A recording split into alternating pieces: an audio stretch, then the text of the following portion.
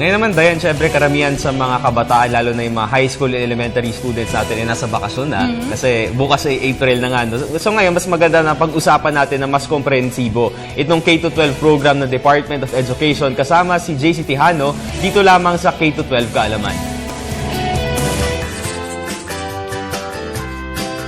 Kumusta mga boss? Ako si JC at kasama ko naman ang best friend ko sa school na si Lulu. Ako si Lulu.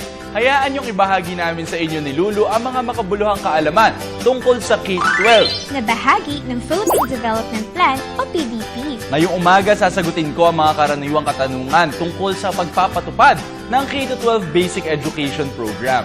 Tulad ng, sa ilalim ng K-12 program, saan ba idadagdag additional 2 years, JC? Sa high school ito ay dadagdag, Lulu. Noon kasi 4 na taon lang ang iginugugol ng mga mag-aaral sa sekundarya. Ngayon, pagkatapos ng 4th year high school o grade 10, magkakaroon na ng grade 11 at grade 12. Kailan ba sinimulan ang pagpapatupad ng K-12 program, JC?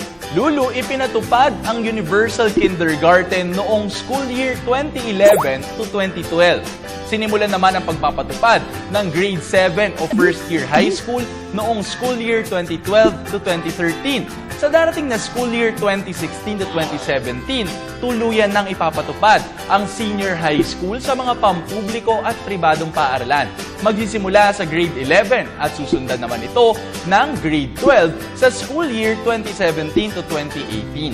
Ibig sabihin ba nun sa 2018, matutunghayan na natin ang mga high school students na nagsipagtapos sa ilalim ng K-12 program? Ganun na nga, Lulu. Bakit naman mas maigi ang K-12 program kesa sa dating programa para sa edukasyon? Sa pamamagitan ng additional 2 years sa pag-aaral ng mga mag-aaral, magkakaroon sila ng panahon para hasain ang kanilang mga kasanayan sa iba't ibang subjects, Lulu. Mabibigyan ang mga estudyante ng pagkakataon na kumuha ng textbook course sa grade 11 at grade 12. Makakatulong ito para mabawasan ang pasa ng mga magulang na gumastos ng pangkolehiyo ng kanilang mga anak para lang makakuha ng disenteng trabaho. Paano naman makakakuha ng trabaho ang high school graduate? Sa pakikipagtulungan, Lulu, ng TESDA, sa DepEd, bibigyan ng Certificate of Competencies ang mga magtatapos ng senior high school. Ang certificate ay katibayan na nakumpleto na mag-aaral ang training para sa textbook course na kinuha niya at may sapat din siyang kakayahan para gampanan ang kanyang trabaho.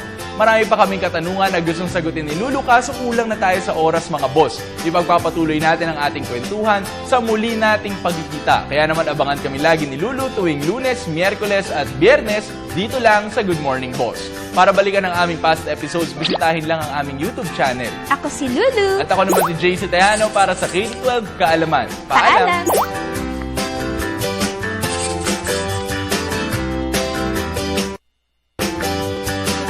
Maraming salamat sa iyo, JC Tejano.